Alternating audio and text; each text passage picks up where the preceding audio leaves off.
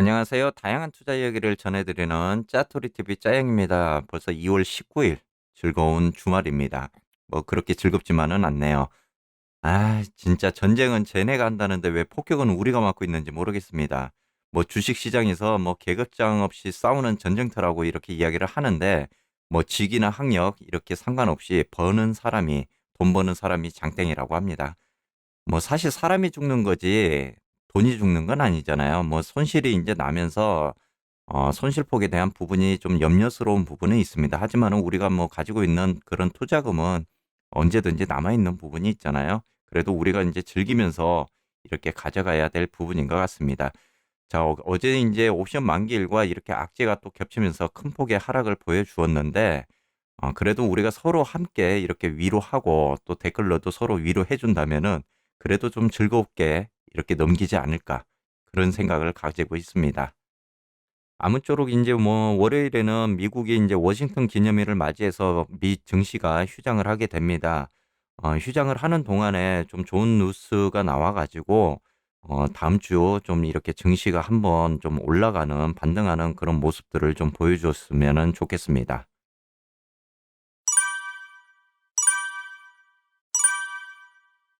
자, 오늘 영상에서는 돈바스 지역 무력 충돌 후에 이렇게 전쟁 긴장감이 커져간다라는 그런 내용이 있고요.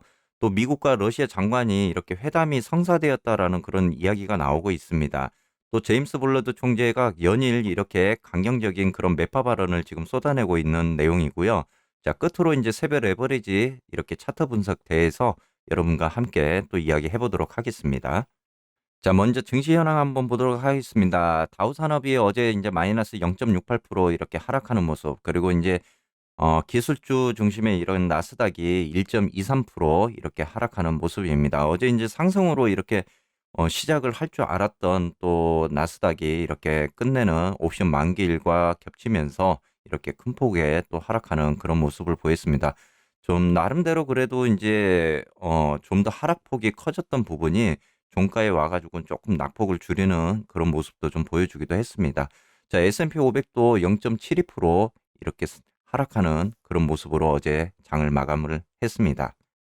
자, 미국 10년물 국채금리는 어제보다는 이제 좀 하락하는 그런 모습을 보여주면서 1.93% 이렇게 보여주고 있습니다. 그래도 지난번 2%대에서 좀 많이 이렇게 내려와 있는 그런 모습입니다. 자, 다음은 이제 월가 공포 지수로 불리는 이렇게 변동성 지수입니다. 변동성 지수가 어제 이제 28.03까지 이렇게 올라가는 그런 모습을 보이면서 거의 어느덧 이렇게 30선까지 근접을 하고 있습니다.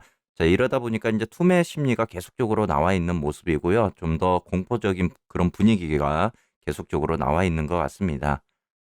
자, 다음은 투매 심리를 알리는 이제 공포 지수입니다. 아직까지도 37 정도, 35에서 37을 계속적으로 이렇게 유지하는 모습이면서 계속적으로 공포가 이렇게 커져 나가는 그런 모습입니다. 자, 이 부분이 이제 좀 더 해소가 되기 위해서는 이런 악재들이 어느 정도 이제 해소가 돼야 될 그런 부분인데, 아직까지 이제 인플레이션의 긴축 재정에 대한 부분, 이런 또 러시아와 우크라이나 간의 이런 전쟁 악재적인 부분이 해소될 기미가 아직까지는 보이지 않기 때문에 이런 공포 지수는 계속적으로 머물러 있을 것 같습니다. 자, 아무래도 이제 뭐 현재 증시에서 가장 큰 부분은 이런 악재는 지금 러시아와 우크라이나 사태인 것 같습니다. 자, 미국이 이제 천명한 공습 디데이가 이렇게 지나고 나서 또 서방 진영과 이렇게 러시아가 계속 설전을 주고받고 있습니다. 이러다 보니까 이제 투심의 악재로 이렇게 작용을 하고 있는 모습인데, 특히 이제 민스크 협정에서 금지한 무기들을 사용한 발포가 급격히 증가했다는 이런 보도가 계속적으로 많이 나오면서 걱정을 하고 있는 부분입니다. 자, 친러시아 반군이 이제 우크라이나 정부군이 이렇게 반군 통제 지역 마을을 상대로 박격포 등을 동원해서 공격을 했다라고 이렇게 주장을 하고, 러시아는 또 이러한 발표들을 좀 지지하고 있는 그런 모습들이 보여주고 있습니다.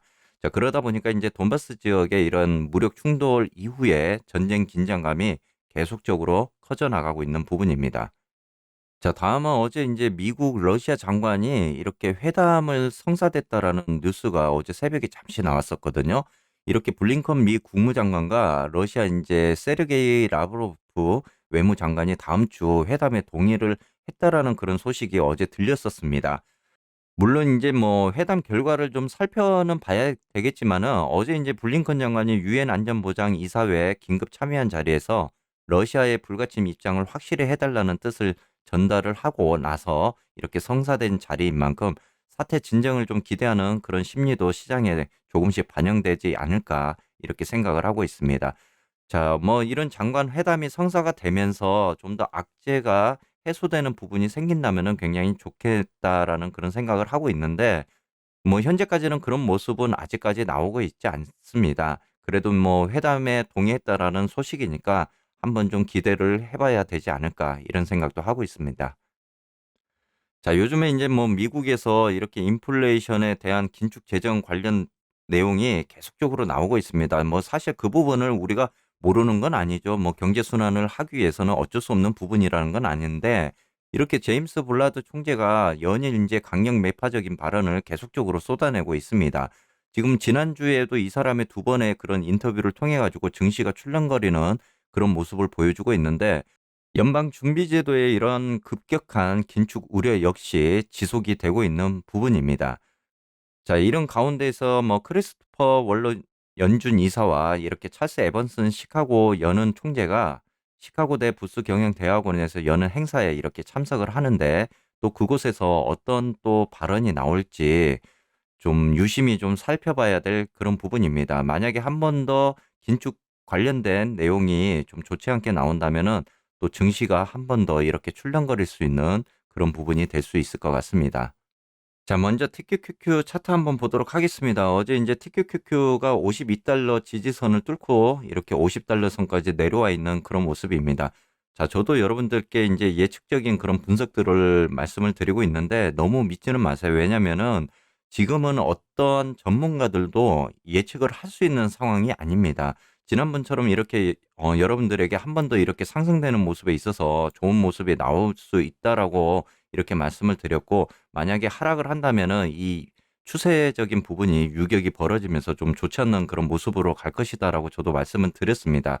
하지만은 이 부분에 대해서는 지금 변동성이 굉장히 커지는 부분이고 또 악재가 이렇게 나와 있는 부분에 있어서는 솔직히 말씀드려서 어느 방향으로 주가가 이렇게 바뀔지에 대한 부분은 예측을 할 수가 없습니다. 자, 여러분들이 참고를 하시되 너무 믿지는 마시기를 바라겠습니다. 뭐 어제 이제 커뮤니티에도 제가 글을 봤더니 나름 전문가라고 하신 분도 이렇게 지금 1억의 그 손실을 보고 있다라는 글을 이렇게 올리면서 뭐 위로를 받고 싶다.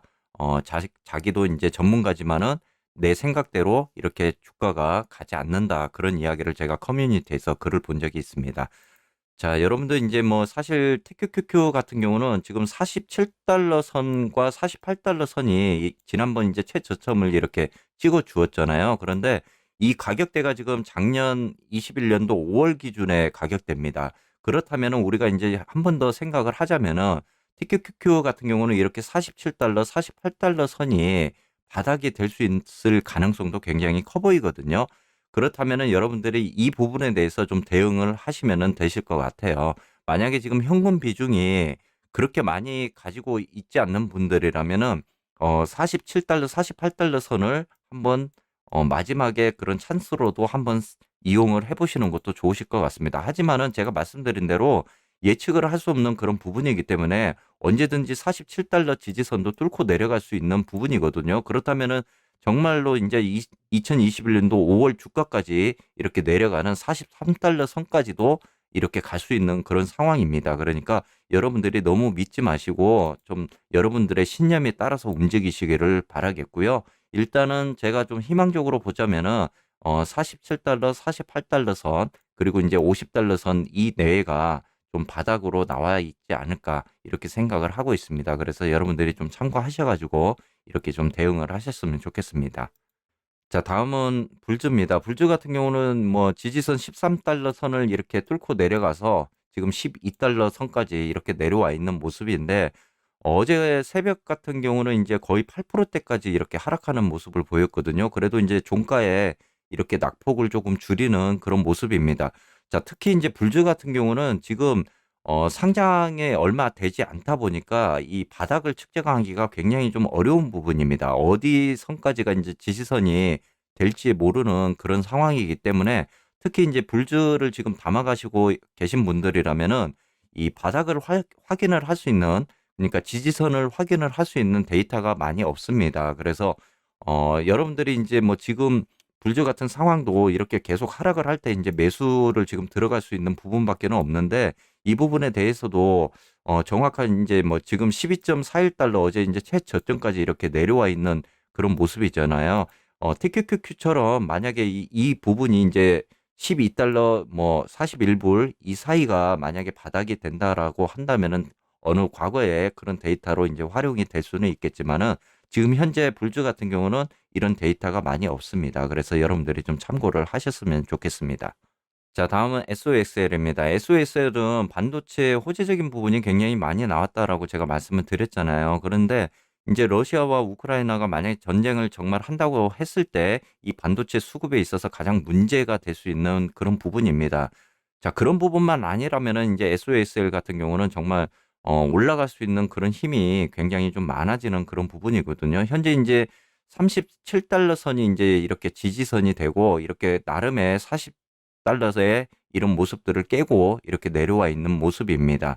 자, SOSL 같은 경우도 이렇게 37달러 지지선이 이제 강한 지지선이 될 수가 있는데, 이 부분을 좀 지켜준다면은 이후에 좀 여러분들이 가져가는 그런 매수 시점이 될 수 있다라는 생각을 할 수 있을 것 같습니다.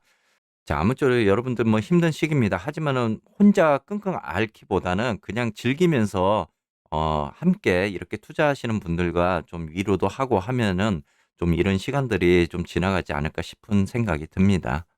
오늘도 끝까지 영상 시청해 주셔서 감사드리고요. 경제적 자유를 위한 꿈을 또 여러분과 제가 함께 같이 하도록 하겠습니다. 자, 항상 좋은 영상으로 이렇게 보답을 드리도록 노력을 할 거고요. 자, 여러분도 오늘 즐거운 주말 또 이렇게 보내시기를 바라겠습니다. 감사합니다.